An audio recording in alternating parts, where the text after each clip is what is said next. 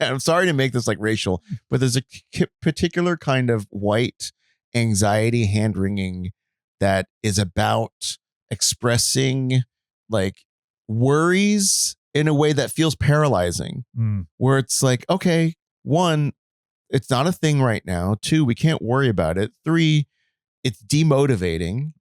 You know what I mean? Like, I find it just so do you think it's white, or do you think it's liberal? Specifically white. No.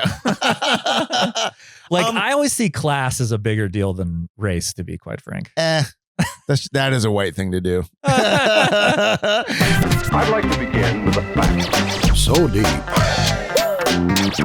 So deep. Or in Chicago, New York, or Los Angeles. You have to go deeper, I think.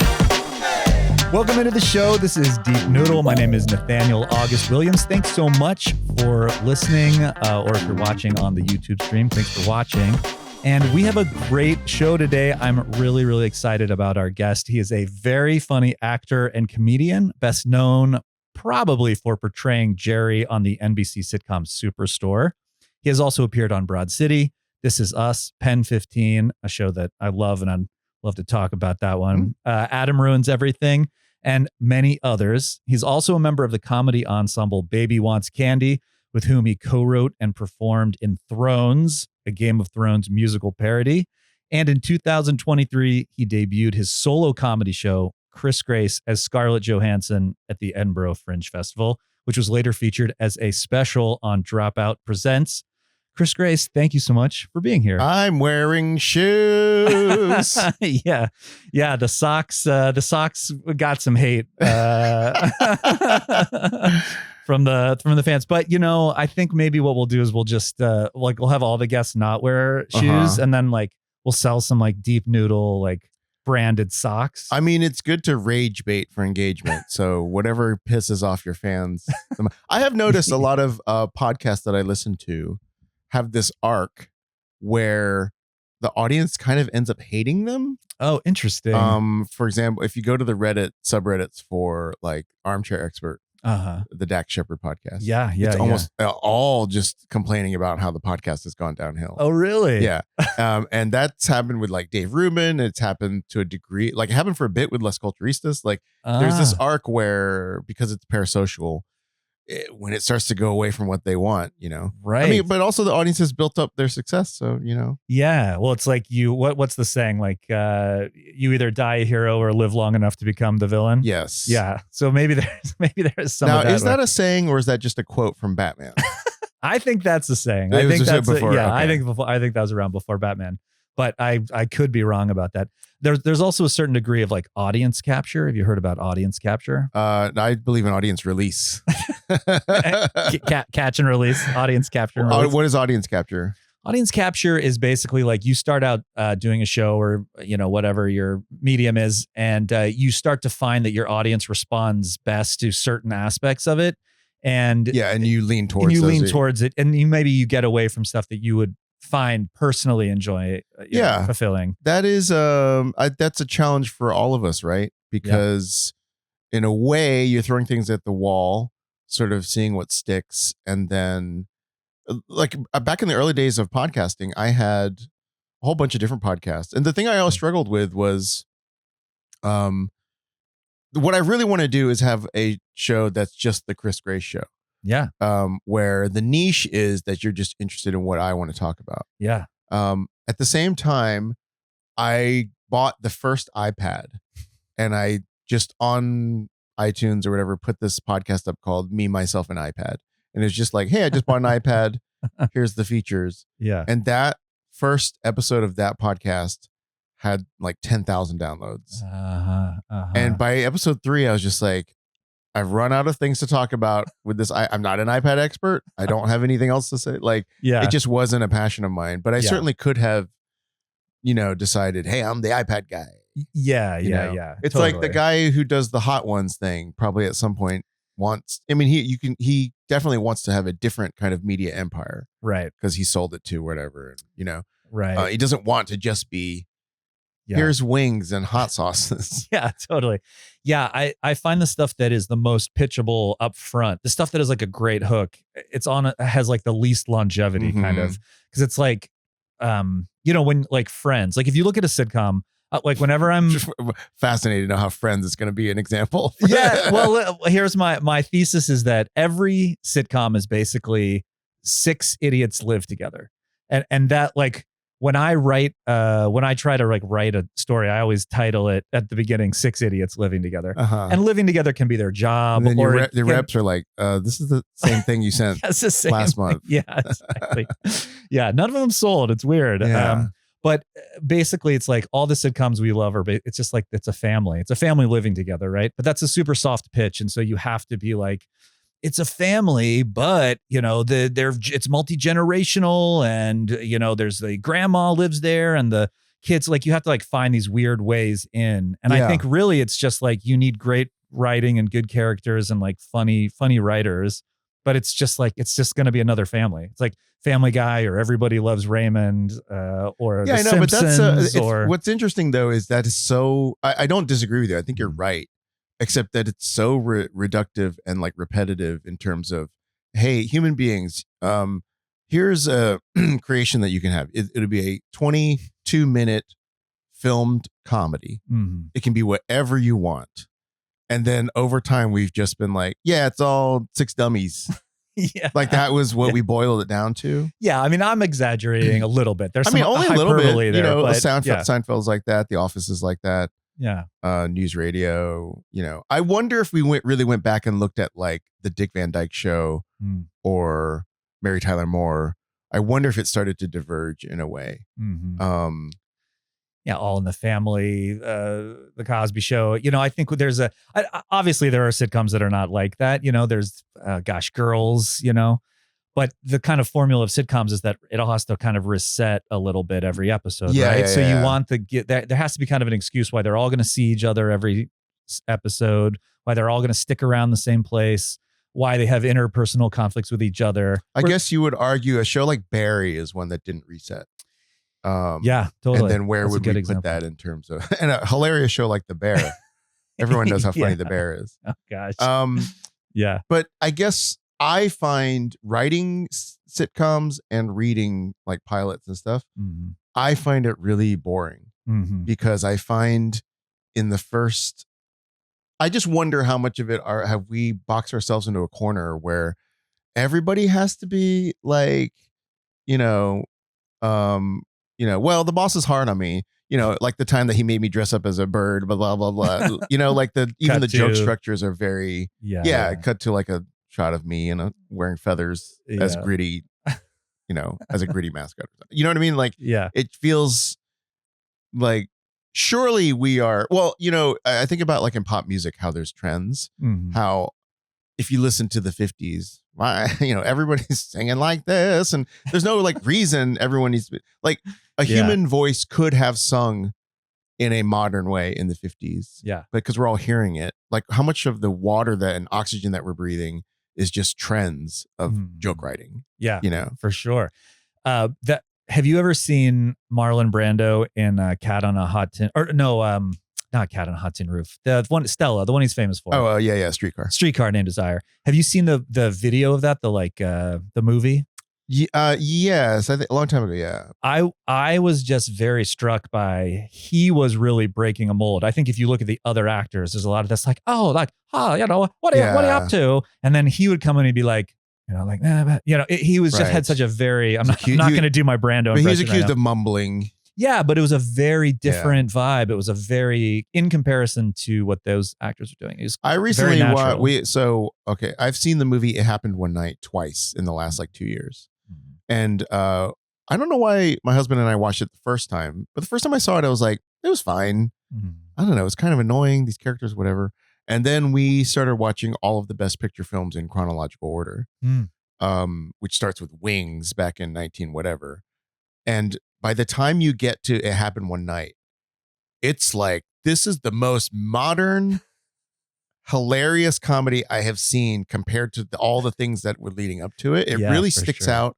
in terms of modernity. Yeah. And so, yeah, I maybe even felt a little ahead of its time, just the way the jokes are and the way it's really funny. But Yeah. in the context, it was even more kind of shocking. It's probably how Brando was in that.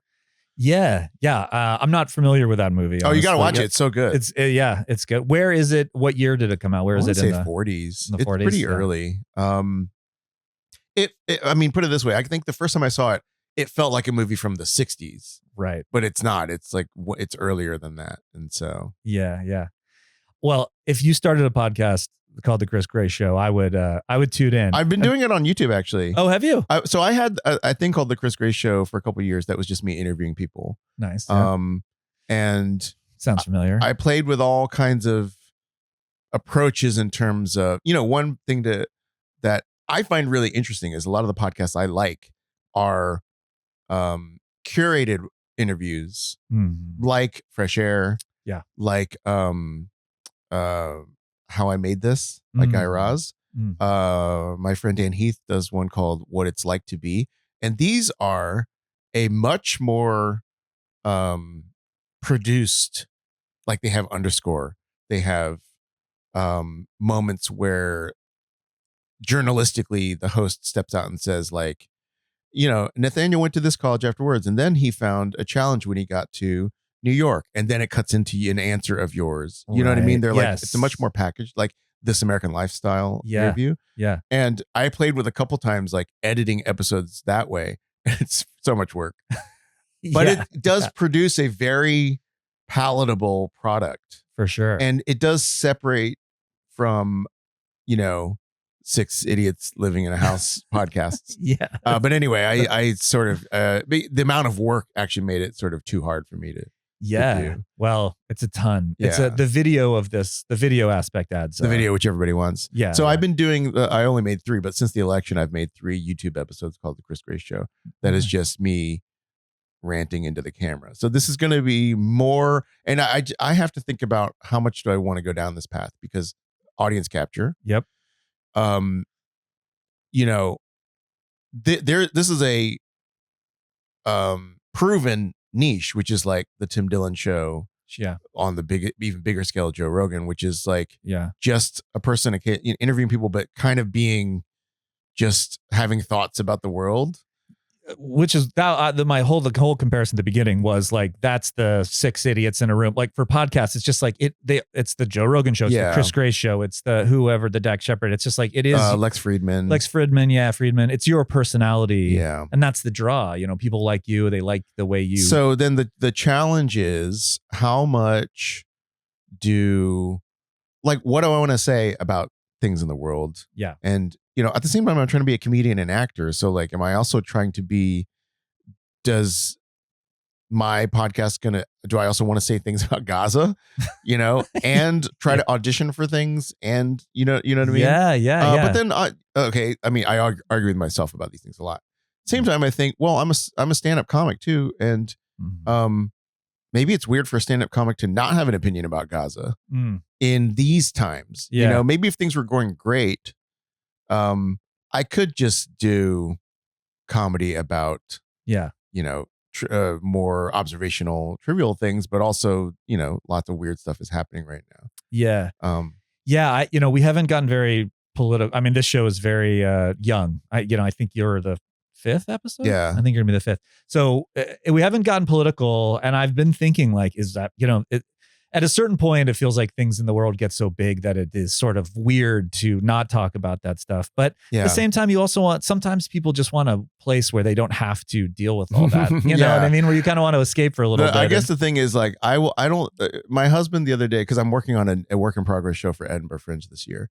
And my initial intent was, because I've done 2 shows there in the last 2 years, and they've both been very, quote, meaningful. Yeah. And so my idea this year was to do a work in progress show that is explicitly not meaningful, that doesn't have any, attempt to say anything bigger about the world except just to be silly and funny. Yeah. And I was telling him, I'm finding it difficult to maybe create something like that in this context. Yeah. And he said what you said, which is, well, maybe sometimes people want to just go and get away from the world and just laugh. And then I thought to myself, yeah, but I'm not the person to come to for that. Because I just thought, am I actually a person that's like that Yeah. likes to just laugh and not think about the world? I never have been that person. Right. So maybe I'm just not the person to make a fun, silly show. I can't think of any time that I've ever thought that way about the world or wanted that from the art that I consume, you know? Yeah. And I also wonder, so much of comedy is sort of like in juxtaposition. Like you kind of have to ground it in meaningful stuff a little bit to soar off into the comedic places. So I wonder if that's even possible. Like I wonder if people might take meaning, like invent meaning even, right? Like you might just put stuff together that feels for fun, and as an audience member, you sort of like take stuff from it. Yeah. Well, because I was thinking today, actually, because I was washing the dishes, and I just heard about this cliche about Chinese people that we don't use dishwashers, which is true. Like I've never had a dishwasher in my life, and I've never used one. Yeah. And is that a Chinese thing though, or is that just like a broke? Like I didn't have a dishwasher for years. I just couldn't afford to live. Well, apparently a lot of Chinese people have dishwashers and don't use them as well. Okay. And so I was trying to think of a joke to write about this thing, and I don't have a joke, but I was just thinking about how if I try to think of like, how come I don't use a dishwasher, and how come Chinese people don't use dishwashers? My mind started going towards things that are tropes about Chinese people.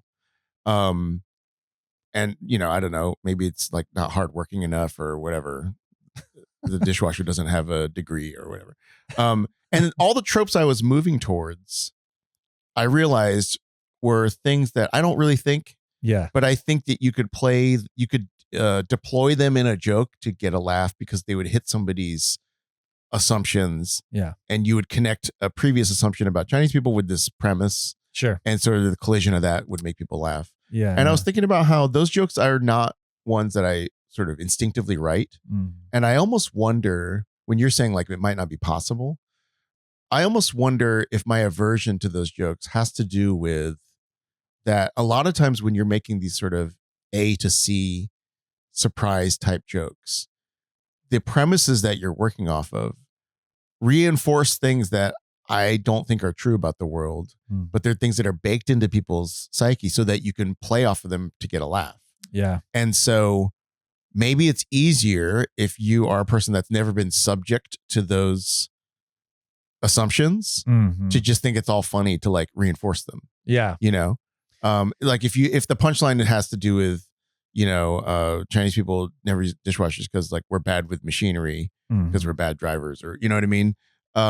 I've always just been, a lot of times I realized at least recently that a lot of times I'm offended by a joke because the premise is bad. Yeah. Not the punchline. The premise is based on a racist or bad assumption. Right. And so I want to just be like, I don't have a problem with your punchline. Yeah. But you're assuming everybody in the room agrees with your premise. Right. And right. and that's the part I'm offended by. Yeah. Yeah. It seems like a tough box to be in. I feel like I've seen a lot of stand-up comedians. Like if you look at like Bobby Lee, he's the guy on it's Matt TV, Tiger Belly. Yeah, exactly. Yeah. I just want to make sure I got his name right. And he's on the podcast a lot with Andrew Santino. Yes, Bad Friends. Yes. And they're both really funny. Yeah. They're very. Bobby Lee's great, but like I looked at some of his early stand-up, and it was just like a lot of Asian jokes, right? Like it was like that's what was expected. It was the '90s, so I don't know if the landscape has changed a ton, but it felt like he really was like kind of boxed in. Like, oh, this is the quickest way to, kind of. It's weird because I really don't begrudge any Asian performer that has played off of those things to have a career, because for sure, yeah. I empathize so much with.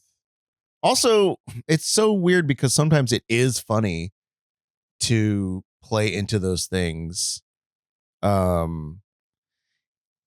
It's just weird to think. It's also just like, how come? What I empathize with is, I don't think Bobby Lee like wrote jokes like that because he was being sort of cynically like, this is what I bet he generally thought they were funny.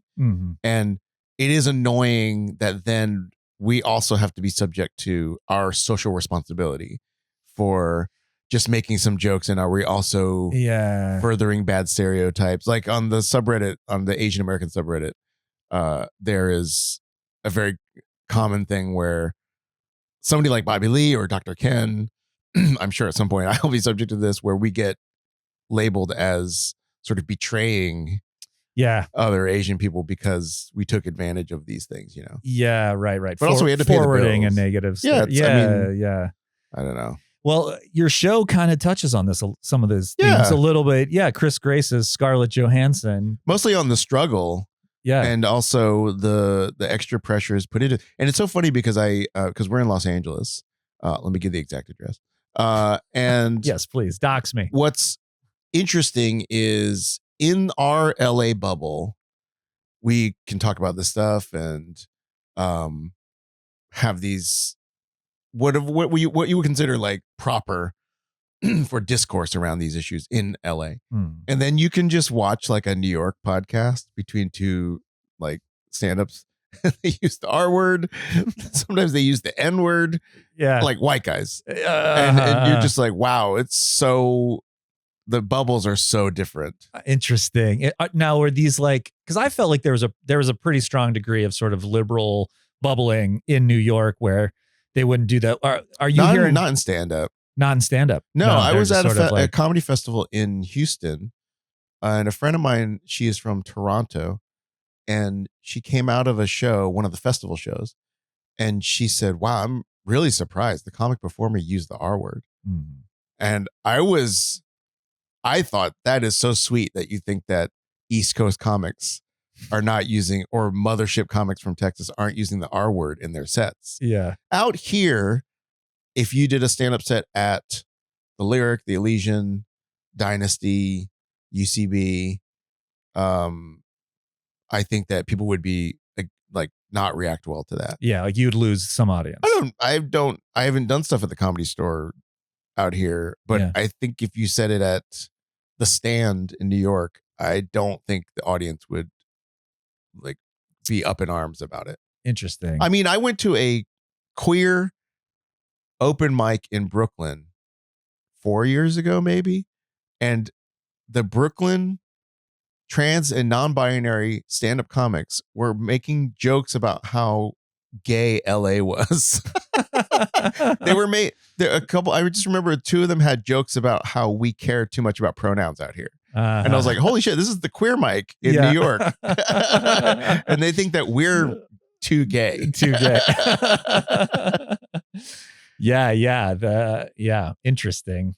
It's funny you say that. I mean, I think I have not spent a ton of time in the LA stand-up comedy scene. So I don't know what the pulse, what the I pulse is. I haven't really either beyond the alts, whatever, the like Elysian lyric world. And another shout out to Elysian. I've a couple people, I just had Adam Lustig on and he was kind of talking about the Elysian. It really feels like a hot place to be doing comedy in LA right now. The Elysian is the most sort of congruent with like Edinburgh Fringe. So that's like where I feel the most at home, I guess. Yeah, I saw your show and there. UCB It's a great as well. show. Yeah. Do you feel like there's that trend of being overly concerned? There's a broader, actually, obviously political climate, but I wonder within comedy, is there going to be a little like pushback? Is that going to have against like the language? Yeah, just the kind of policing of language and it feels like we've gone too far and now it's going to rubber band back. I mean, I personally never thought we went too far, but I think there will be a pushback. I don't know. I just like I don't think it's difficult to manage as a comedian. I don't understand why you can't just rewrite your joke to be better. But I also feel like, put it this way, it's not impossible. I would write a joke where I would use the R word. I can't imagine what the premise would be. Yeah. But if I did, I would make sure that it was worth it is all. Sure. I think a lot of times I would either make sure it's worth it or I'm trying to make a bigger point. And basically, I want to know that I could defend my usage of it in an intentional way and not just I'm just saying it because it's funny and because it adds juice to the language. Yeah, not a shocking. Yeah, not a kind of like cheap shock. Yeah, like I say the F word for gay people all the time. I mean, but in your bits? I have in my bits. I mean, my husband and I went to a concert last night. We held hands walking from the car to the thing. I'll just say one of us was like, you to the other. You can bleep that out. More work, most post work for Nathaniel.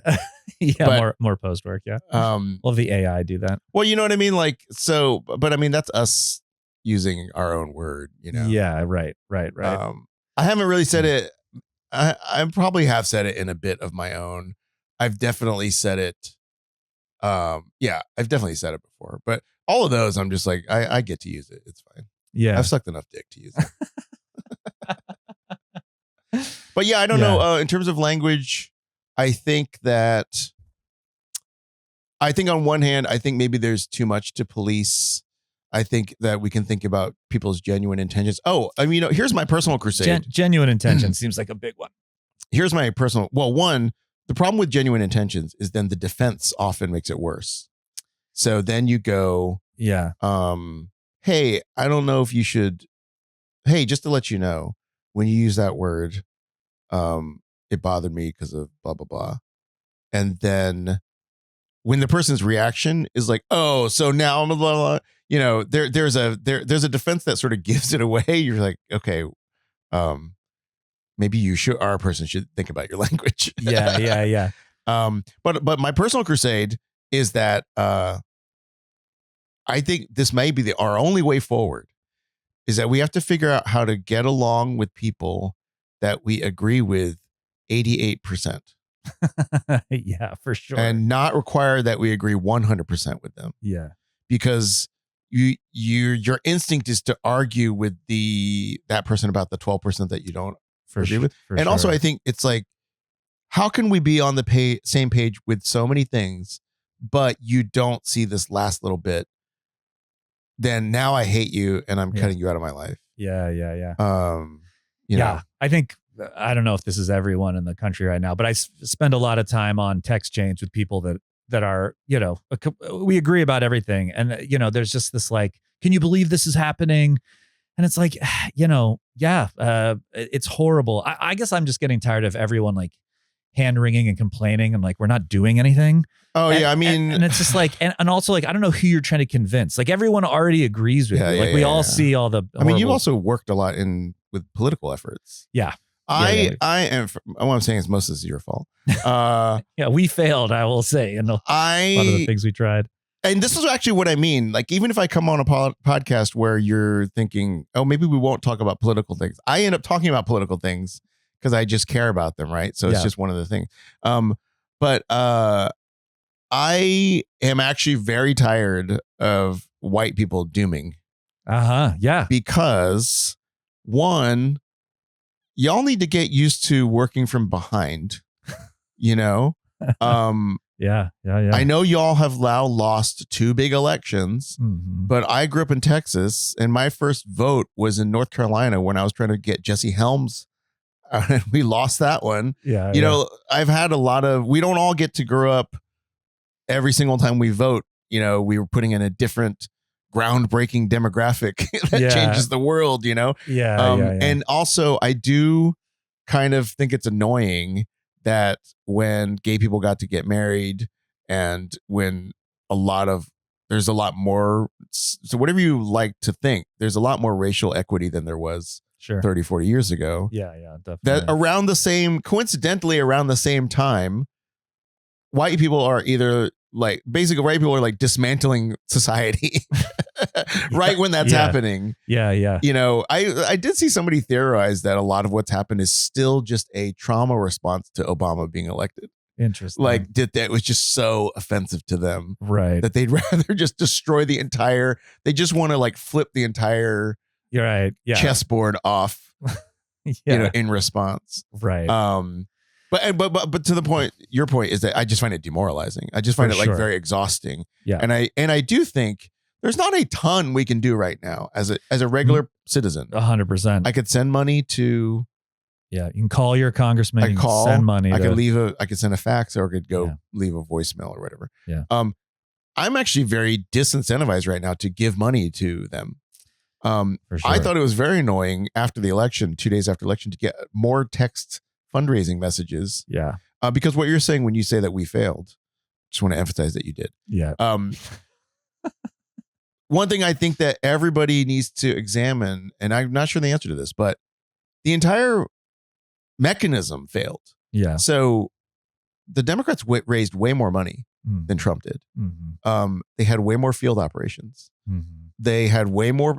I guarantee they had way more regular citizens phone banking and writing postcards. Yeah. And helping in Canvas and doing like, hey, do you need a ride to the polls? All of the activism things that you'd want a citizen to do, which is like donate money and do all that. I guarantee that there were way more of people doing that for Kamala than for Trump. Yeah. And it was said in 2016 that there were way more people doing it for Hillary. So all of the thing, like now when people were like, you got to do something, it's like, yeah, you got to write your thing, you got to donate. Well, it's like we've done those for that's 8 or 9 years now. Well, and I think that from the liberal perspective, we saw Trump claim that the election was stolen for 4 years, like fraudulently claim, like tell a lie that is so egregious and in my mind a traitorous lie, something that is a treachery to he's proved himself treasonous. Yeah. And so to me, it's like, if that isn't enough to sway that we have like much deeper problems. Like it's a media problem. It's a systemic problem. Well, me writing letters and giving $25 to Act Blue is not gonna. Here is why I say I don't know the answer to this is there also a possibility, which I think this might be true. Is there a possibility that Trump is a unicorn that defies all these systemic things and that we overreact to this unicorn that is able to just get support and votes independent of rational thought? And then in the next round, we have abandoned all those like field things and the things that we actually do work. And you could argue they work for Biden, right? Because my question is, if I was a Republican, if I was just a regular Republican, I would be very concerned as to what's going to happen the next cycle. Yeah. Because this is my theory. They don't have a superstar to take over for him. You would have heard about them by now. Yeah. Whoever it is. They don't have another charismatic leader that can take his place. No. Well, he's going to try to take his own place. Yes. But also I also file that away with white people dooming. Yeah. Because everybody that wants to come say to me, when I say, well, there's only 4 more years of this. Well, it might not be 4, it might be another 8 or 12. Yeah, I just want you to tell me bad when you do that. Okay. I'll just say whoever's watching. When you do that, please tell me that and tell me the process by which a constitutional modification is made to where he can do another term. Like, tell me the process how an amendment is made, or yeah, but don't you think he would just like make some executive action, some executive decree, and then there's just no system in place, like the Supreme Court, no one would challenge him. Yeah, like you'd have to have the army, you'd have to have like a general do a coup from the there's no one there to enforce anything. I mean, we might be at a point at that point that we have a military coup. Yeah, but I hope I'm wrong.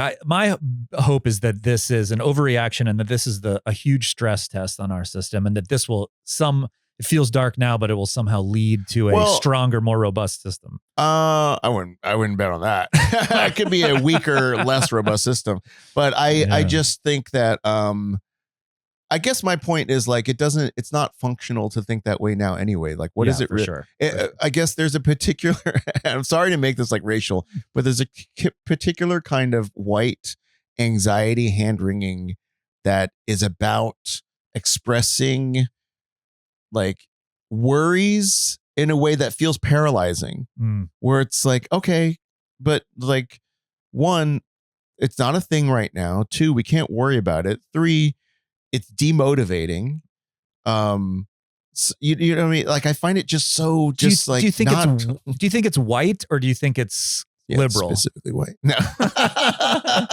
I always see class as a bigger deal than race, to be quite frank. That is a white thing to do. Not that they don't interplay, not that they don't talk to each other, but I think the real problem is this is what I'll say. First of all, and I'm being a little glib by saying that it's white, but I will say that people of color are a little more used to being on the losing side so that we're not as shocked by all of this. Yeah. In a way, a lot of this feeling out of control and that things are happening that are unfair are almost like the surface level civics theater has been stripped away. Mhm. And now we're seeing that, oh, really, like enforcement about these things has really, like, it does sort of come down to blood at some point because, the Supreme Court can say all they want about how Doge can't defund things or whatever, but if they keep defunding it, what's going to stop it at some point? You can break whatever laws you want,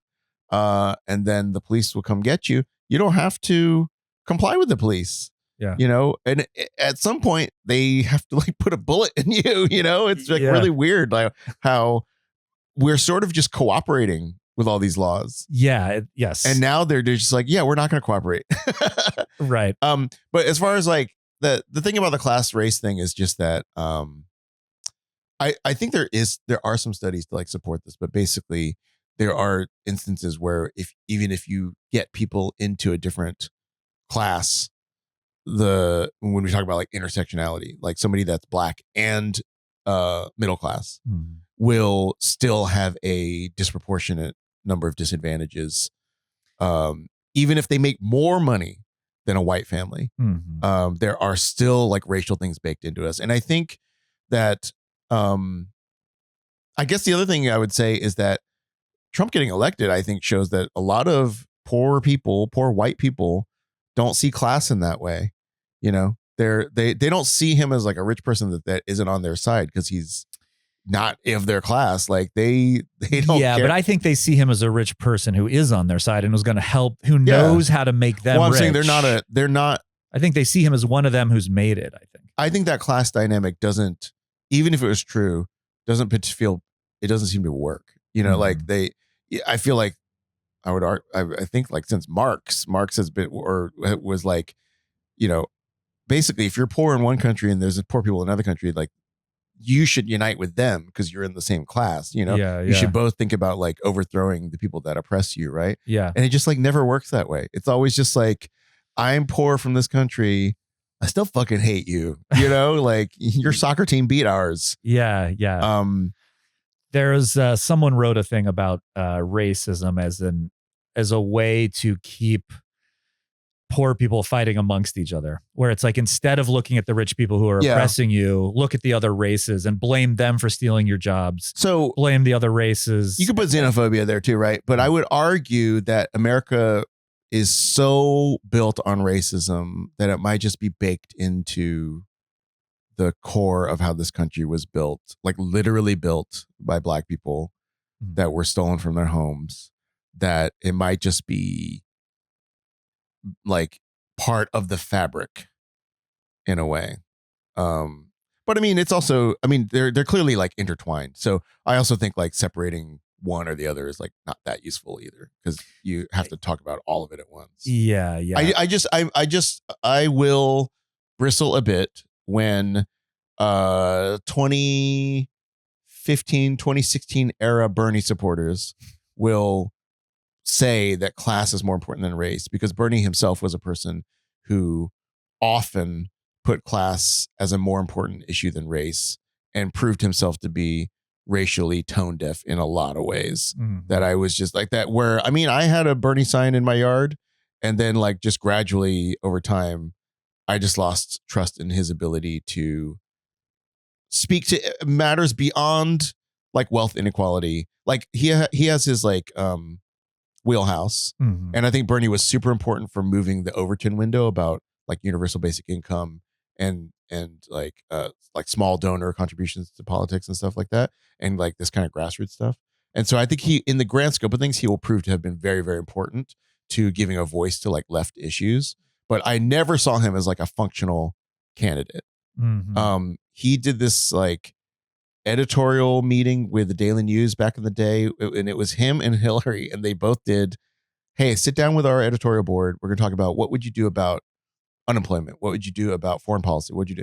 And I encourage anybody to just go back and read these two comparative in-depth interviews between Hillary, who is not the most charismatic politician, who had all this like baggage from Bill and also their questionable ethics, but just her policy wonk answers to what would we do about childcare? Just like pages and pages where it just seems like she could talk forever about what she wanted to do. And then some of Bernie's answers being like, well, I'd just hire somebody to help me with that. Like it was, her answers were like 4 times as long as his. Yeah. And okay, so let me just finish this little rant Sure. because I've never said it in public before. And I'm sure that people will hate this on online commenters. But then you could say, okay, then it's just a question of, well, Bernie needs to, when he gets in, of course, you don't need the president to be expert in everything. Yeah, he has to hire He people. can hire good people, you have to which delegate, is, I would argue Biden, probably all of the excellent legislative things that Biden did, like the Inflation Recovery Act, probably came from super smart college, like just out of college interns that like wrote some insane, they stayed in the office writing a 500-page legislature, and then he got to say he did it, right? Yeah. I mean, that's part of being president. Yeah. Oh, yeah. Well, then Bernie has also shown through multiple campaigns that he hires shitty people. Interesting. Like Bree Joy, I forgot her name, Bria Newsom or whatever. Like, what is it? Like Nina Turner, that are like fucking shitty, like not only like shitty operatives, but like bad at politics, and they lost, I had no confidence that he would hire good people. Yeah. So anyway, that's this week's episode of Deep Noodle. Anyway, that's just the my Chris Grace rant. podcast. I've got rants about everything available. And actually, in terms of audience capture, this is the question. Yeah. It's like, I think I could have a show where I went like this into things. Yep. And it would piss people off. Sure. And then the question, and then we'd get engagement. Yeah. Then the question is, do I want to develop the skin for handling the constant pushback that something like that gets? Yeah. Because everyone that we've talked about, Rogan, Tim Dillon, Lex Fridman, their comment sections are just bombarded by like, you're fucking stupid, blah, blah, blah. Yeah. What does that do to you as a human being? Yeah. It definitely affects you. I mean, when I make those guys change over the arc of their it hardens podcast. them, right? Yeah, when I make my anonymous account to comment on this show and criticize you for not wearing shoes. I mean, what do you think about that? Like, that's sort of in the current capitalist and YouTube algorithm era. Yeah. That's kind of the offer, what's on offer. Like, hey, come argue in this space. Well, if you start going in the direction of like what the audience wants, right? I'm not saying anytime like in the next 3 months or whatever, but when this show's 10 years old, the audience will have this like parasocial investment into what you give them. Sure. Like I tune in to see Nathaniel talk about this kind of thing, right? And how are you going to feel? It's like, who's the boss, 100%. Yeah. I think I will just say that this is so new. This is all so new to me, but I have already, first of all, I got like my first like kind of trollish comment and it, what was it? Affected me deeply. I don't know if I want to repeat it, honestly. Did you shadow ban them? Yeah. I blocked them from the thing because it wasn't helpful. It wasn't really like it wasn't about discourse. Right. And but it affected me. I was like, look, I like got flushed. You know what I mean? And I was like, oh no, this is the first. I mean, the one. So once a week, I stream a game called Blood on the Clock Tower. Yeah. And the comments on that sometimes I'm like, fuck you. And they're not. Sometimes the comment will be like, that was a pretty questionable decision when you decided to give the librarian this info on who was the drunk or whatever. Yeah. And there's a part of me that's just like, shut the fuck up. Yeah. I mean, I think people that make comments don't understand that there are human beings on the other side. But then, But I mean, was surprised. Have you ever made a trolly comment? I have. I definitely make a point not to do that. I've made comments and then deleted them when I realized like, oh, this was a thing. But I will say that I watched a TED talk on a guy who did he did a TEDx talk. So these are not the big TED talks. Fake TED talk. Yeah, they're kind of like a fake TED talk, but they're a smaller market or whatever. Yeah. And he was talking about it was like right when the AI image generation programs had come out. And to summarize very quickly, his basic point was like, AI lets anyone become an artist. Look at this awesome art I've been able to create. And this was a good thing because of. And he was like, this is a great thing. It's democratizing art. It's letting everyone be expressive and creative. And I just like couldn't help but being like, these tools are going to destroy entire industries. And like part of the reason, like part of being an artist is that it's not easy. Like you have like suffering for 20 years and finding your voice and not being able to do it awesome right away is part of what makes it good. That's part of the, the value that it has, and being able just to type in, like calling yourself, like typing in like, show me a puppy with big, beautiful eyes. And then calling yourself an artist because a computer program generates that, I think is a stretch. And well, then you would be a prompt artist because you are so good at making your prompts. And listen, I'm not saying there's no value in being good at making prompts, but anyway, so I like let this guy have it. I wrote like a long YouTube tirade, and I wouldn't call it a troll comment, but I'm sure that But that one you did not delete. I did not delete it. And I'm sure if he read that, I'm sure he would be like, ouch, Well, I guess my question is are they really forgetting that the other people are human, or is it the system? Like, is it just the fact that you can say something anonymously? Yeah. Because I've made tons of troll comments. I've had multiple specifically to troll. I've had multiple anonymous Reddit accounts to get into fights with people. If I want to get in a fight with somebody on Reddit and I don't want it attached to my name, I've had multiple fake Reddit accounts. So you come across the comment on your regular account, and then you're like, I'm going to make a fake account, come back to this subreddit, and get into it with it. Yes, I've done that. I have done that, absolutely. But isn't it? Do you whenever? And then I have to. Then I delete all the stuff from that account. So you can't find it now. Like it's all gone. Yeah. The whole back. Yeah. You don't know the name of it. The whole account goes. Yeah. The whole account goes away. Yeah. But don't you find that that's such a waste of time? I've got, like 100%. I feel I've gotten into like a very few number of like outright arguments online. Speaking about making political content, I made a spot about climate change way back when. And, Jenny. Back when it was real. Yeah. Back before we understood that it was just a fake. It was started by the candy companies, just like Halloween. I don't know. Yeah, tell me more. Tell me more about this. Well, Valentine's Day is started by Exxon. Oh, Exxon. Yeah. Exxon owns Hallmark. That's right. Yeah.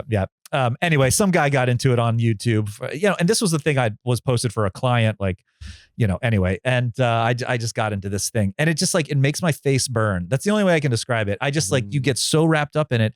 And then you've wasted, like, for me, it was like 2 hours of like back. Yeah. And then also I was you feel like they won. Nothing's going to change. Their opinions aren't going to change. Your opinions aren't going to change. It literally was just like, go feel rage for 2 hours. And it's like, I leave like feeling sick afterwards. Well, yeah, here's a good, also what happens sometimes is, sometimes the other person will just be like, hey, it's not that serious. And you're the one that was just like, right. And then they just like change tunes all of a sudden. And you're just like, oh, I just expended a lot of emotional energy. Yeah. For no payback, for no, like, what are you getting at? What are you getting out of that?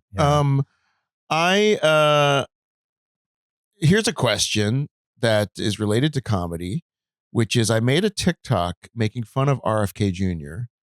because there is a voice modulate thing on TikTok that makes your voice sound like that. It's a wobbly voice. Wobbly. Okay, and so I said like, hey, if you use this voice effect, it sounds like RFK Jr. Uh-huh. And got multiple comments saying, hey, that's not cool. Don't make fun of his voice because that's a condition. Gotcha. Yeah, and this is ableist to make fun of RFK Jr. because there are lots of things to make fun of him otherwise, right? Mm-hmm. And I did not agree. And well, I mean, I can make a case for why or whatever, but one, I was just thinking about punching up, punching down. Because basically it was like, you're punching down because this is ableist, right? Yeah, sure. But I also think that we have to consider punching up and punching down is like, we also have to look at me as a whole human being and RFK Jr. as a whole human being. Sure.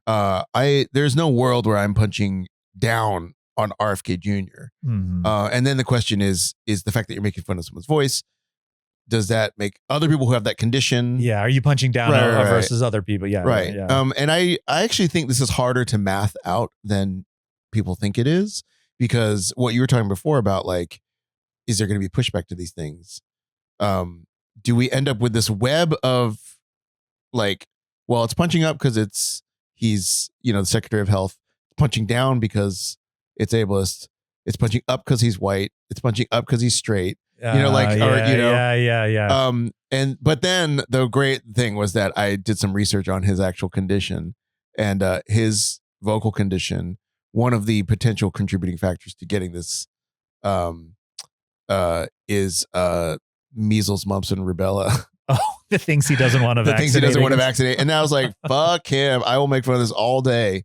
The hypocrisy, the irony is, yeah. Do you, it feels like you're wading in a little bit of these waters. Like you're online. Like I'm realizing that I don't know what your online presence is, and that I haven't, I don't follow you on enough things. Like, I'm I feel fully like you're pro Elon. That was not a Nazi salute. I don't know what y'all are talking about. But you're wading into some controversial waters. Like you're starting to mix it up a little bit. No, that was genuinely just, I just thought it was funny. Like the voice thing sounded like him. I wasn't like purposely, but you're going to get right wing, you're going to get pushback. Well, no, but this was from a left person, saying, sure. And then I made a video saying about the measles, mumps vaccine, and how that's, that disease is a vector that might have you think, right. And what was interesting was that person was immediately like, hey, okay, that's fine. Like they just voiced some pushback. And some of that I think we're dealing with is also with a single person. It's like, okay, you're not realizing that you're leaving a comment and that they're a human being, and then they read it and it has this impact. But in a bigger, when you think of like your commenters as a group, there's also the factor that 100 people having that little slice of like non-humanity where they just react that way. 100 people, 1,000 people, 100,000 people like that will create this mob that's like very online and will overrepresent that feeling to you, the creator. You'll be like, holy shit, everybody's good, like on me about these fucking not wearing shoes on my podcast thing. Yeah. And it might just be like, like 5 people thought that. Yeah. And then like 9,500 people didn't think to leave a comment about it because it didn't occur to them at all. Oh, and I will tell you that the people who cared were my literal friends on my text chat. So I know who they are. Right. But you know what I mean? But I thought about it. It starts to overrepresent itself. For sure. And then again, with audience capture, are you starting to move towards actually a non-representative sample of the audience? Like I'm catering to the shoe on demographic. I'm really caving to the shoes on. Yeah. Whereas a lot of people were liking my. It's interesting these days because you can really see these things from so many angles. Because like I am a fan of many podcasts, so I'm often seeing it from I'm a consumer. Like I pay for your Patreon, I deserve this or whatever.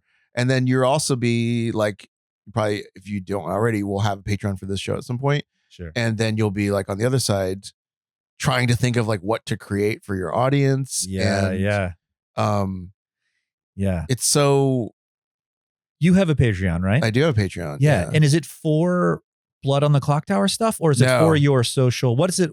It's just for me. It's just for you. So is it for the Chris Gray show, or just for your total like life? It's essentially going to be for the Chris Gray show, but it is for my life. So like it is basically, I've kickstarted 2 solo shows for Edinburgh, and I don't think I can kickstart a third. Yeah. I don't think that I can go to my friends and family again. Right. And I mean, I still have shit I have to send out for the first one.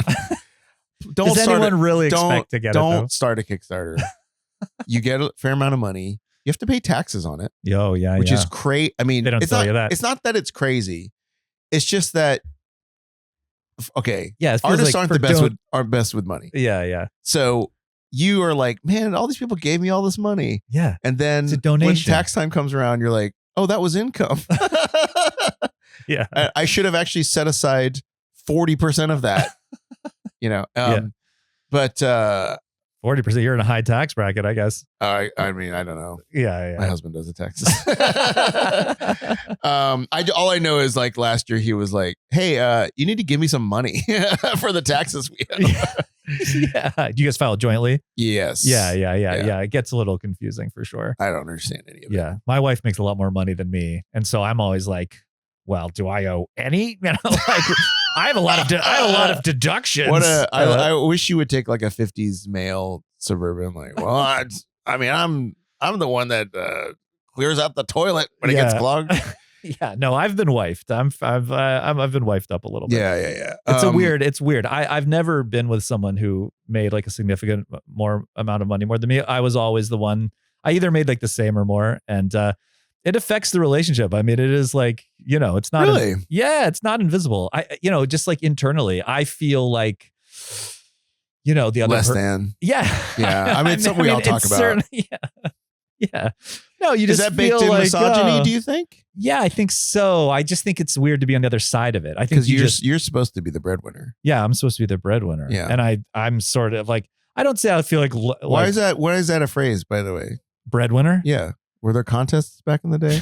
This is the kind of stand-up material I'm developing. It's gonna go great. Save this for the Chris Gray show. Don't burn it all. I'm doing a set tonight. I'll bring it tonight. Where are you performing tonight? At the Elks Club in Van Nuys, which I'm a member of. Oh, well, this podcast is going to come out in 3 weeks. Yeah, so great. No one's going to get in a time machine and go back. Yeah, but maybe they can check the Elks Club for my lineup. killer. So what kind of contests were they having back in the day when they first figured out how to grind wheat? Yeah. Here, first place, a loaf. A loaf. Yeah. I am very happy that you're married. Thank you. I don't know if people know you also have not just the two of you. You have other things going on. I don't know how private people are about it. No, they know. I've talked about my son on the podcast. We don't say his name. We're trying to give him internet anonymity. Yes. But Elon Jr. Yeah. Elon Barron. Wait, doesn't Elon's Williams. child have a weird name? Like, he's got 11 kids. but isn't there one that's like X11A or something? I honestly don't know. But yes, I think they all have pretty strange. I'm very happy that you're married with a child. Thank you. Because you were one of the people that I was worried wouldn't get married. I don't know. Has anyone ever expressed that to you? Not on my podcast. Well, it's only the 5th episode. Yeah, that's true. But I'll dig into that. You were worried I wasn't going to get married. Why? Sometimes I have friends who, when you get into your 30s and 40s, right, you just worry that they're going to be single a lot. Right. They've crossed the Rubicon into singledom. Like, yes. If it was going to happen, it would have happened. Yeah, by now. Yeah, I think so. I don't know what it is. Yeah. And for men and women, which is weird because, like, it's not that I care that much about you. I don't know what it is. That's all coming out, Chris. It's all coming out on this. But you know what I mean? I don't know if you have people. If you wanted to, if you were trying to win a loaf of bread, you would have bet I was not going to get married. Yeah, to win your loaf. We have other friends that, also like in the last 5 years have gotten married or gotten a partner with children. Yeah. Other people that we've done pilot projects for the New York Television Festival with. Yep. And some of those guys too, I was like, man, are they just gonna sort of be coast into the horizon? And they're not. They ended up with. Well, it turns out that I mean, I always assumed I was gonna get married. I always thought I was, and I will be honest that at a certain point, I thought maybe it's not for me. Maybe I won't. Maybe I misread the room of my own soul. Like maybe I'm just not that.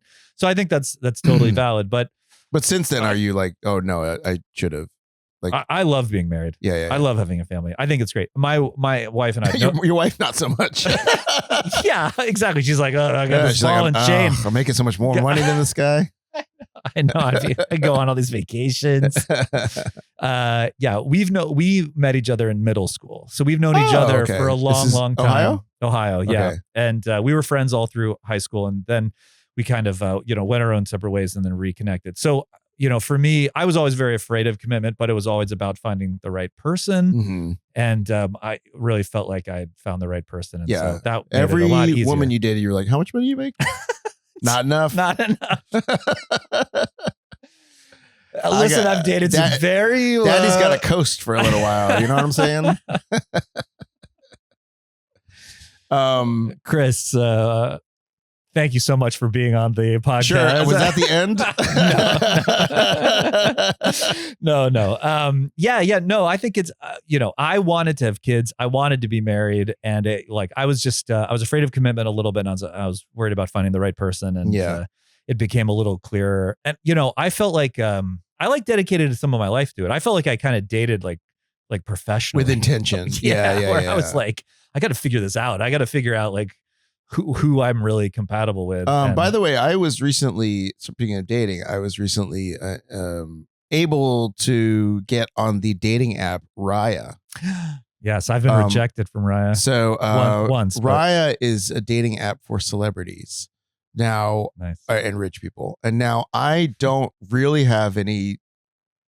And beautiful young people. I wonder how many people join it for this reason. Mm-hmm. I just wanted to see who was on it. And you have to pay immediately. Oh, $25. Is it a month or is it a month? So I already, wow. I basically joined it to see who's in it, and I immediately canceled it. Yeah. No, first of all, by the way, I don't have any intention to date anybody because I have a husband. I'm just like, I don't know. You could get on as a couple. Oh, there's that one site you can just get on as a couple. Yeah, sure. That's I mean, fine. I'm not against hooking up with people, but a date. No, we're not going to. You don't have dinner. Not really. Not really. But mostly it was just like, hey, I'm a celebrity. I got into this app. Let's see what the other celebrities are. First of all, not a single celebrity I've seen so far. It's mostly very rich, model-looking. Model-y, yeah. I wonder beautiful. if you're not rich, do you get in just because you look like a model? Yes. Okay. And I will also say that I have heard, I don't want to poo-poo your experience, but that it used to be way more exclusive, and before it's kind of a riffraff like me. And yeah, it's kind of become like initially that was their publicity stunt, was to be like, we're only for celebrities, and then they kind of opened it up. It's a good little scam. Yeah. And so also for those who don't know me, like none of these people are my type at all. So it's fine. Do you want to talk about your type? Yeah, my type is big guys. Like I love bears, and none of them are to be seen in a dating app that is for extremely good looking people. In fact, the people on this app, I'm like, well, why was I let into this app? But did they still make you show your Instagram? That's what they were doing back in the day. Maybe you had to give them access, and you had to pictures with celebrities. No, they didn't have to do that, but I had to. It looked through my contacts and said, these are the other people on Raya that are members, which is also very interesting. Oh, that is. I think actually that's kind of a privacy invasion. Yeah, totally. Because I could see who of my friends were on this app. Yeah, and then I had to quit. You did. Well, I had to click them to say. This person, do you vouch for this person? Yeah. I imagine that they got a message saying like, do you know Chris Grace? Right. You want to let him in? Right. And then interesting. And enough of them, I guess, did. But you can also search, which is, I guess, unusual for a dating app, where you can just search for actors in Los Angeles. And then I found a couple celebrities that way. Bobby Lee was one of them. But in this case, it's not just sorting people that are interested in dating men. So there's no assumption to be made. It's literally showing me men and women of all sorts of people just listed themselves as actors in LA. So very disappointing. I thought I was really hoping I would find, I wanted to find hot celebrities that were not out as gay, but only on this app. Interesting. And that did not happen for me. There was, oh gosh, who was the guy on Friends that passed away recently? Matthew Perry. Yeah. He was famously on. Right. Oh, yeah, he was? Yeah. Oh, I knew some people that ran into him. How great is Raya? No, I don't know. Great. Nailed it. I don't know. I remember how his thing is. I mean, Raya is just 10,000 idiots in an app. That's what every app, every social media network is just a million dumb people in a room. Yeah. In a way. There you go. And you just got to capture those. Yeah. Get those people in. So I got another, you see this 3 weeks, you probably got 6 days to find me on Raya before my membership expires. Putting it out there. Maybe we'll link your handle. Yeah, sure. Handle. Yeah. Yeah. Go for it. Chris, where do you think you are in the arc of your career? You've done a ton. I will say that as a performer and an artist, like as I was preparing for this show, just looking at, you do so many different things, right? Like you do musical improv, you do stand-up comedy, you like act on television, you write and create shows, you do podcasts, all the stuff. I make up fake Reddit accounts. You're a Reddit artist. Right. And you've been around for most of this arc, by the way. Yeah. Well, I feel like you're really kind of coming into a that's what's cool interesting. Place. Yeah. You know how everybody always just feels 30 years old. Yeah, for sure. Right. And so and also like we just watched in our best picture chronology, we just watched the film Amadeus, which is great. Still holds up. Probably the 4th time I've seen it. That movie is 41 years old. Yeah. Oh God. I hate hearing that. Stuff. Is insane to me. Yeah. And so when I say that I still feel like I'm kind of at the beginning of my arc. Yeah. It's crazy to say because like sometimes if I go do a set at an open mic or like a little showcase show, I think that I have like okay material, but I have a certain amount of like stage presence that can get me through even if I don't feel fully prepared, right? Mm-hmm. I can get an audience to like me, right? And sometimes if I do a show like that with somebody that's younger, which is almost always, they'll say like, "Oh, how long have you been doing stand-up?" And I have to be like, "Well, kind of 30 years." You know, like I haven't been doing it like continuously and it hasn't been that effective or whatever. And it's really kicked off in the last like 4 or 5 years. Yeah. But it is weird to say that I feel that there are all these things like sort of coming together in the last 3 years that it does feel like I have possibilities. Yeah. It feels like you've hit a good. Yeah. But it's also weird because like I'm 51 and I would say for most intents and purposes in comedy, you're sort of dead at that point, you know, and in acting, you're sort of, this is when you are going to be like a character actor, you know, like, I don't know how old James Gandolfini was when he did Sopranos, but he was probably like 38. I know, like 39 or something. Yeah. Like there's not as old as you think. There's a musical in workshops of The Karate Kid. And my husband said, "Oh, they're developing The Karate Kid as a Broadway musical." And I was like, well, I guess I could audition for Mr. Miyagi. And I'm probably older than Pat Morita was when he did that film. Interesting. Totally. So, but then it's like, are we in a new world where if I can get people subscribed to my Patreon and I can make my own content and I can make a like middle class living as a comedian, then does it matter if the bigger industry engages with me or not? Right. You know? Yeah. I think that's a really interesting question. I think that is a very, the industry is very much in flux in that way. Does it like, do you need to be on TV? Do you need to be in movies? Like, can you just make a middle-class living as an artist doing all your stuff? And, you know, that's a great question. It's also weird. It's also hard for me to answer because I was on a network television show. Yeah. And that has very clearly opened up opportunities for me in almost every facet of my career, that even if it's as small as, somebody is willing to, I mean, I never would have had you on. yeah, exactly. If someone was willing to like have lunch with me, like I had lunch with a very good stand-up comic in New York that's a friend of mine now. Met him maybe 18 months to 2 years ago. And we just had lunch in New York City. But I mean, I don't know if he would have had lunch with me if he wasn't a fan of Superstore. You know? Now similar to I mean, it's like, I think that I can back up all of my, like, you know, the way that opens doors for you. Yeah. I think that I can back it up with like being funny and good and hardworking. For sure. But it is interesting to think about. I wouldn't be in the position I'm in now without Superstore. Right. And then you just think, man, like when people talk about like Nepo babies and stuff, some of it is just that, you know, it's not even that they don't deserve it or they aren't hardworking.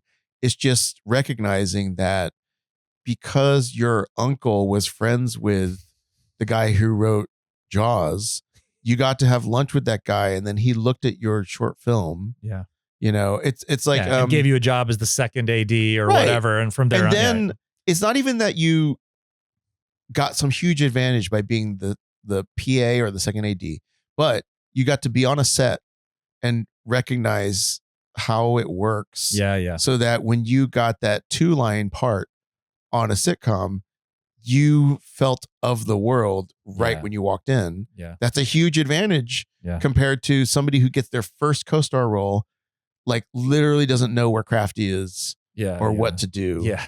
And you just go around walking and being like, trying not to get fired, Right. you know? And like, then if you've got 2 lines to excel in a scene, which is better? You feeling comfortable and able to like play, or you being like, let me just say the lines correctly Yeah. so I don't get fired, you know? 100%. Those are like accumulative things. Yeah, definitely. So sounds like you're saying you feel emotionally like you're at the beginning. Yes, I of an feel like arc. I'm at the beginning. Yeah. I think if you looked at, it's funny because there's an arc that started in junior high when I first did improv that clearly I cannot be at the beginning of, right? Yeah. Unless I get one of those infinity stones. Mhm. But, and by the way, if I got an infinity stone, it would be to help my comedy career. That's how I would use it. I wouldn't use it for any other. You'd like snap your fingers and make like everyone who didn't think you were funny disappear, or That would be impossible because that would be 0 people. How would you use an infinity stone to help your career? I might. This is tough because I got into Northwestern for college, and but I went to North Carolina School of the Arts, and I have thought about sometimes if I went to Northwestern and then went to Chicago and started doing improv. Yeah, this would have been in 1996, 7, 8. That I would have been in Chicago doing improv with the Tina Fey, Amy Poehler, Rachel Dratch world. Right. And I would have been their friends. Yeah. But you know, I don't know. I don't know if that would have that might have been too early. Yeah. Yeah, that's weird that's the thing I would fix. Yeah. Well, I mean, maybe I'd fix 9/11. I don't know. For my comedy career. As long as it helps your comedy career. As long as it helps my career. comedy career. Yeah. Not a lot of hard, tough rooms in New York, right? Oh, but so anyway, like on the long arc from junior high to now, like like I'm old, right? So it's weird to think that I'm at the beginning of my arc. But then there's this other like arc that's like, how long have people known you? And they've really only known me since Superstore, which is like 2017, 18, 19 into the pandemic. And then another layer of people knowing me from Dropout. From the solo show, like that's still like pretty young. Yeah. And also in our current culture, the way that you can be so well known in a little bubble. Yeah. Like you can be like in some worlds, I'm so well known from Dropout, like Dropout first before Superstore. Right. In Edinburgh in August, I'm the most well known for being in Baby Wants Candy. Right. Like in the 4-block radius around that beer garden in Edinburgh, people know me for like 10 years now from Baby Wants Candy, more than anything else. In fact, to the point that when they saw Superstore, they were like, hey, it's the guy from Baby Wants Candy. You know, it's like flipped. Right. And just Baby Wants Candy, just to plug them a little bit. Yeah, it's musical improv. Such a cool group. Yeah, really the pioneers of musical improv. I could say that because I wasn't with them when they joined, but when they started. But yeah, I mean, you know, I wouldn't be here without Baby Wants Candy or Superstore. And also, I was just to go on a little tangent. That's also a rant. That I'm so grateful to like Al Samuels from Baby Wants Candy, and like Sam Rice from Dropout, people that have really believed in my ability to do things, and somehow saw a belief in me that so many people have not. You know, I'm so grateful for them. At the same time, I'm recognizing that I would not have my career if literally like 4 straight white men in the arc of that career didn't go, yes, I believe in you. And that's like not in my control at all. And that's just a weird thing to reckon with. And sort of is part of like what the Scarlet Show is about. Yeah. the idea that, let's say you as an actor or filmmaker, what if in your world to become a successful filmmaker, you had to have the imprimatur of 4 gay Chinese men in your life? 4 different gay Chinese men in your life had to go like, I believe in Nathaniel. I'm going to fund this little short film of his. Yeah. And that turned into the next thing. If at different phases of your career, you had to pass through these gates. I mean, that wouldn't worry me at all because I feel like I'm very charming and gay Chinese men would really like me. I think. Yeah. Yeah. I mean, I'd be one of them. Like you get their first gate. But you know, like that's a very foreign idea. It's strange. Right? For sure. I had one agent sit me down and tell me that he literally couldn't take my career seriously. What does that mean? That he couldn't take my career seriously. I was just at NYU. It was probably my first or second year out of NYU, and I'd gotten a meeting with an agent. And I don't know how I'd gotten the meeting if he was so not into it. He must have seen me in a show or something. I got called for meetings with people, for like general meetings with agents where I'd get there and they'd be like, I think like his secretary set it up or something. Well, or like someone he knew said, I don't know. But sorry, go ahead. No, it's just, it's interesting. It's difficult to not be bitter about agents and managers. Yeah. Because the gatekeepers. They are the gatekeepers. And sometimes I'm genuinely not speaking about anyone specific. No, I really am not. Really, I'm not. Yeah. No, I'm not. The more I say it, the less convincing it gets. Sometimes you think you're a gatekeeper for this club or for this project or for whatever, but you're not funny. Yeah. So how are you deciding who gets to work this club? Yeah. When I've hung around you and I've never heard you say a funny thing once ever. And you're not even a person that's a big fan of comedy that laughs at jokes and blah, blah, blah. Not even to my jokes, but like I haven't been in a room with you where you just were a joy and you loved great comics around you. Yeah. Like sometimes it's just like, you're kind of just a wet blanket, but you have all this power. How did that happen? Why is this set up this way? Yeah. Is this really producing the best shows for this audience? Yeah.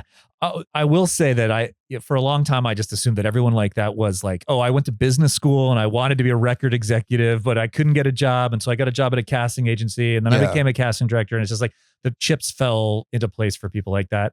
And that seemed terrible. And you're like, oh, these people are the worst. But then you think like, what if every single one of those jobs was just like a bitter failed actor, or comedian who like wasn't good enough to make it. And now they're just sitting back like that might be worse. Like those people might be better audiences. But I think some of them are that. Some of them are for sure. And that's why I mean, you're right. Like if everybody was that, would it be better?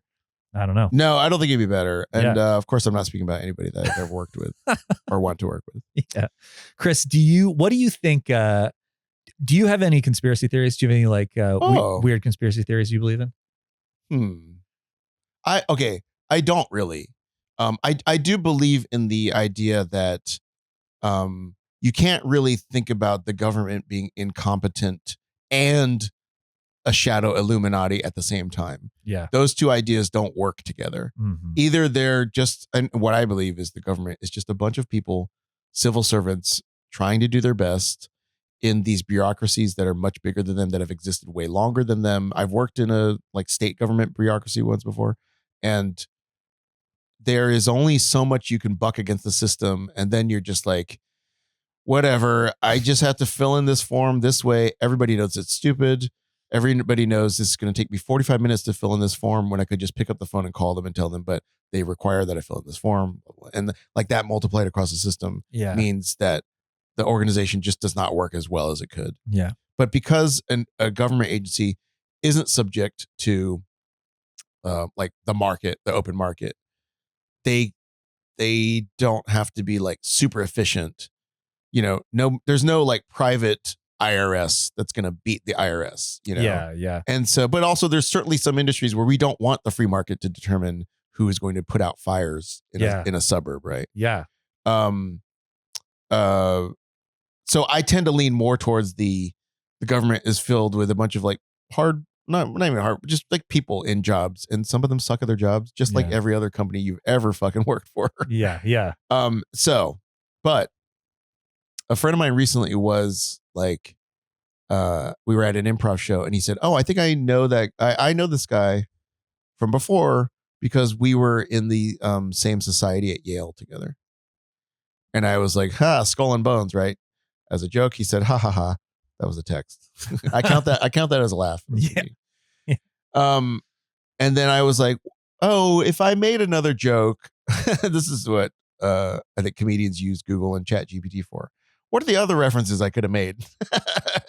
Like other secret societies, right? Uh-huh. And then I like basically pulled up on Google a list of the other Yale secret societies.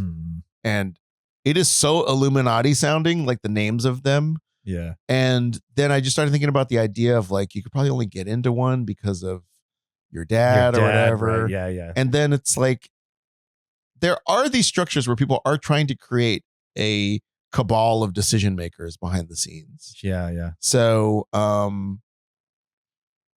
that makes me lean towards conspiracy theories, but there's no specific ones I believe in. I will say, I bet if you got into one of those secret societies that, like, I bet if you got into that Bohemia Grove thing or whatever, Yeah. that you would get there and just be like, this fucking sucks. Like, these guys. I was also, as a gay man, I've known someone who's gone to Bohemian Grove. Oh, really? And I dated someone whose father was a member of that. Whoa, Yeah. you dated Jeffrey Epstein's daughter. I dated Laura Bush. You dated Stephanie Illuminati. Yeah. As a gay man, there are all these like fantasies about these like secret men's societies that are like fully, like, I bet even Playboy Mansions like this, where it's just like, oh my God, it's just fucking decadent all the time. And then like when I saw Eyes Wide Shut, it was like, what if there's this mansion on Long Island where people walked around like sitting on other people having sex? And then like as a gay man, you see those things and you're just like, this shit is like minor league. Like what y'all think of as being these like super decadent getaways is just like so nothing. And you're saying the straight version of what is crazy compared to things you've actually seen in the gay world. Yeah. Like, I guarantee Bohemia Grove does not compare to anything I've been to at Palm Springs. And it's just like, and by the way, all the shit I've done in Palm Springs or whatever at a circuit party or whatever.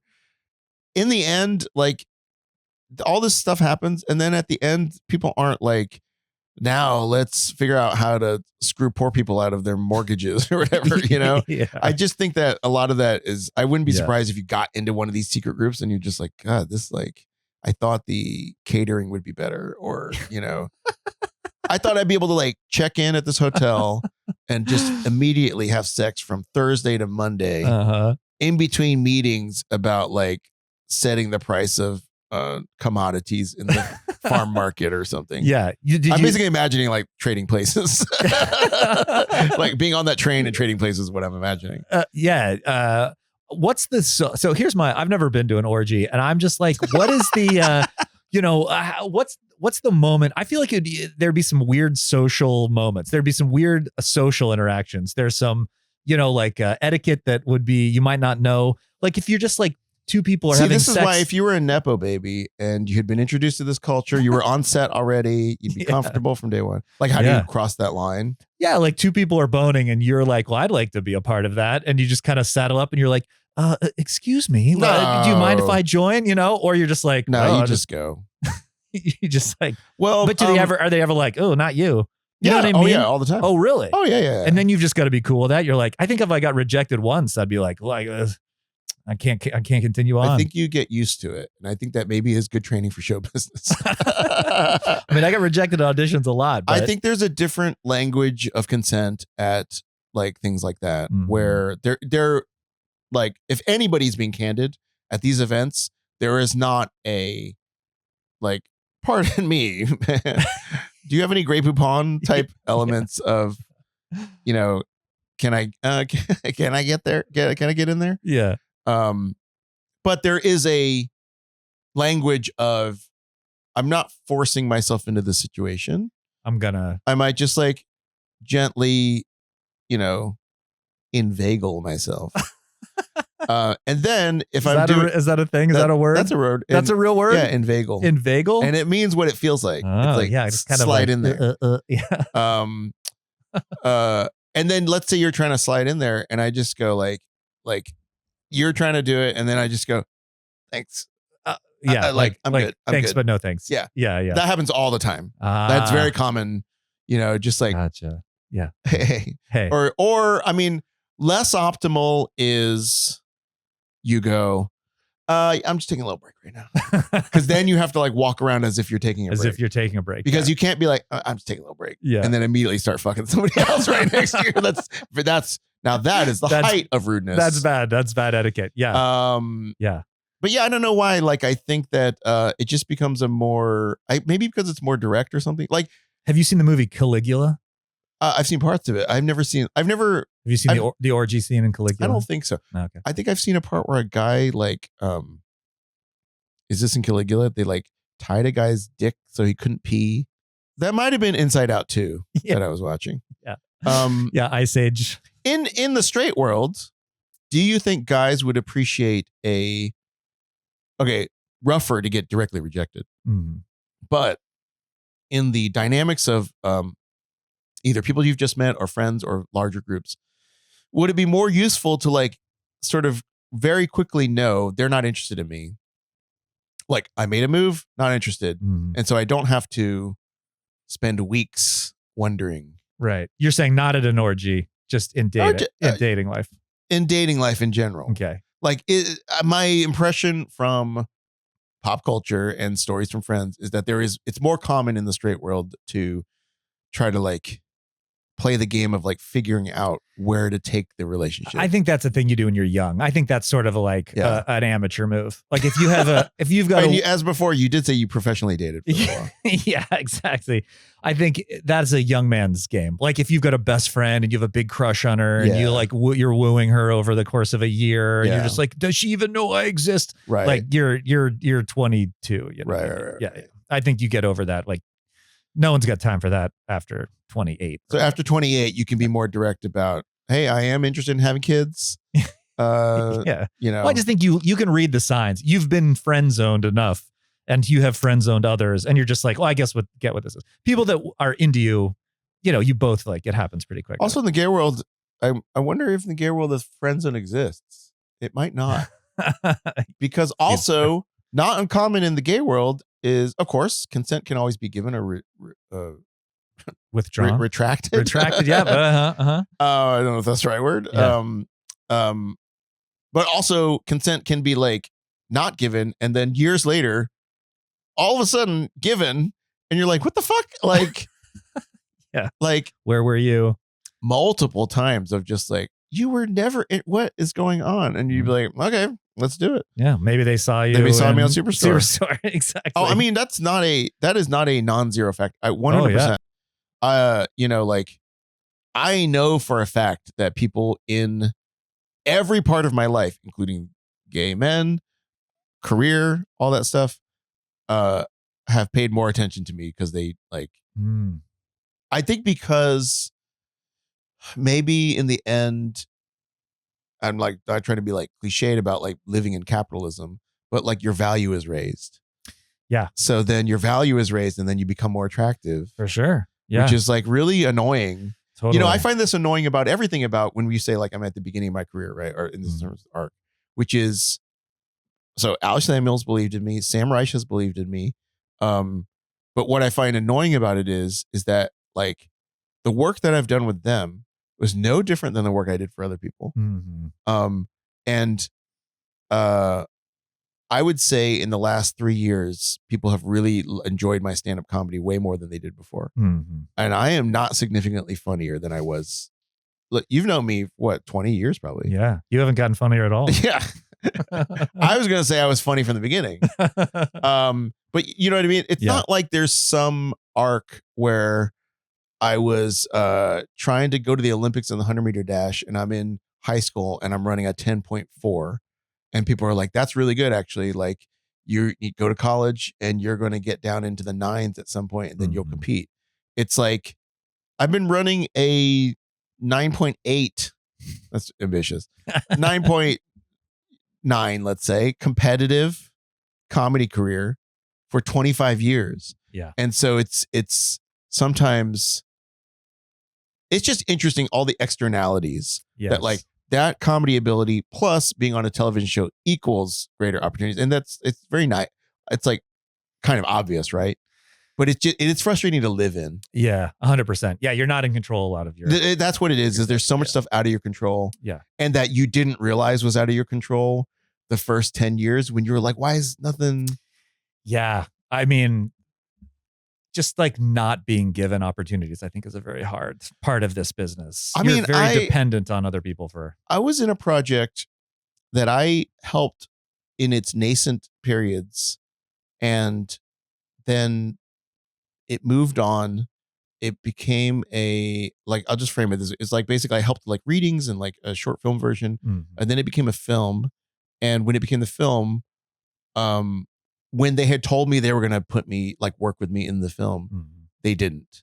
And then the person who wrote it sent me an email after the film was made being like, man, I really wish we had used you in it. Yeah. And I was just like, why didn't you? I don't understand it. Like so many, it's an interesting thing of what were all the factors behind the scenes, because the person you replaced me with is actually like objectively less famous than me. Yeah. And now you're saying you didn't like their work as much as mine. Yeah. Yeah. So what were you thinking? That out of control feeling is very, like when people say like, how do you like be an actor or be a freelancer or an artist? Like this ability to reckon with all the things that are out of your control might be like one of the main talents. Yeah, totally. More than your ability. I had a teacher tell me a long time ago. He goes, "It's a game of last man standing." He's like, you just have to stay in it. You just have to stay in it. I know that's crazy though. Yeah. I mean, also, then how do you reconcile like Timothy Chalamet? It's more like first man who showed up that's beautiful. Yeah. Well, I think there are obviously outliers. There is how long do you think he would take to get on Raya? if he clicked. Like, I think pretty quick. Do you think when he downloads the app, he's already in it? He's probably already on Raya. They're just waiting for him to accept their invitation. Also, how trippy would it be if you were on Raya and you got to go on a date with Timothy Chalamet? Yeah, very trippy. I mean, you're straight, married with a child. You'd probably still go on the date. Yeah, I probably would. Yeah. I'd kiss Timothy Chalamet. Chalamet. I'd fuck a peach. Yeah. That's the only thing I know from that movie.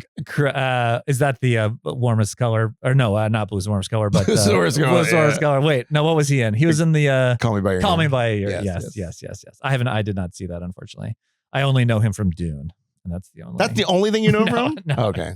I do like Dune though. I like Dune. Chris, do you want to plug anything before we go here? Do you want to plug any upcoming shows? The Chris Gray Show on YouTube. Nice. Where, you got you're 3 episodes in? 3 episodes in. Oh, I'm going to definitely check it out. That's the thing is like, if I did rants like this, I know people would, and some people would like it. And it just like, am I ready for the people to hate it as well? Yeah, well, yeah.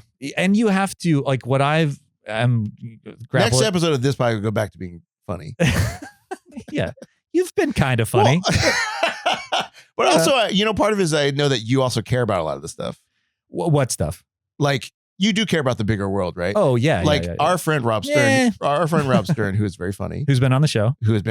And also intentionally has a podcast that is not about that stuff. Yeah. I wouldn't go on his podcast and like talk about this stuff. Yeah. But I think what you have to decide is, do you want to be in that world all the time? Do you want your life to be a meditation of like... It's like on offer at one point, it was like, hey, do you want to stream on Twitch playing Call of Duty 8 hours a day? You can make a living doing that. Yeah. Do you want to live that life? Yes, exactly. Where I saw a thing where PewDiePie was saying, if I skip a day streaming, I lose subscribers. Right. So I lose money. So he felt pressure to stream 8 hours a day, 7 days a week. I mean, yeah. And then you're like, it's like, hey, you're having fun playing games, but it's just like, yeah. Are you at that point? I mean, I don't think you're having fun at that point. Well, but then the flip side is like, for this podcast, the Chris Gray Show, is it also like, but I think I can say things that like help people. Yeah. Or people have felt better when they watch it. Yeah. People feel kind of crazy right now. Yeah. And they want to get a perspective that helps them feel less crazy. Yeah. So is that, I mean, do I care about that? Not really. Yeah. Yeah. Well, I think it has to do two things. I think it has to feel like you are helping people, giving value in some way. And then it has to be something that you're doing for yourself. Yeah. I mean, my experience, I don't know how you felt, but like I immediately, like I said, I've posted 2 episodes of this, or 3. The third one came out today. And I'm into the analytics. I'm like looking at where people stop watching and what's good. How long are the episodes averaging lengthwise? Like about an hour. This one's going to be longer. Do you ever see ones that are like average watch time 8:31 or something? Yeah. Oh no, the average watch time is not an hour. The episodes are an hour long, but the average watch time is way, way lower. Well, because like my streaming Clock Tower games are they can be like an hour 45, and at the end of the live, it'll be like your average watch time was 4:31. It's like what? Yeah. I was on there for 90 minutes. Yeah, totally. Yeah, people don't have long attention spans. Chris, there's so much more. I just feel like we could literally talk. We'll come back. You got to come back. You got to do it. You got to do it again. I like to end with one good thing in the world, one thing you feel good about, one good thing you're happy that it exists. Just anything good that you would like to mention in the world. I would like to mention 2 things. One is headphones, plus the album Eusexua. Oh. EUSEXUA by FKA Twigs. Oh. I've been a fan of hers for a while, and this is her as if she did like a Madonna Ray of Light type electronica dance club album. And it is so good in a good set of headphones. Oh, nice. It is. I love that. It's so well produced. And she, if you don't know her, she just has an extremely like mercurial, high, kind of angelic, weird voice. And she has just a weird presence. But the production on it is just like mind-bogglingly detailed. Oh, fantastic. So check that out. It just go like dark room.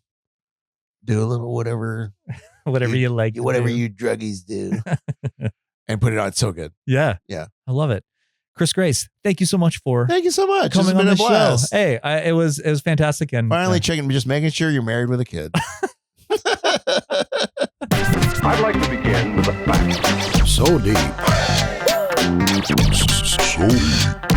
Or in Chicago, New York, or Los Angeles. You have to go deeper, I think. Woo!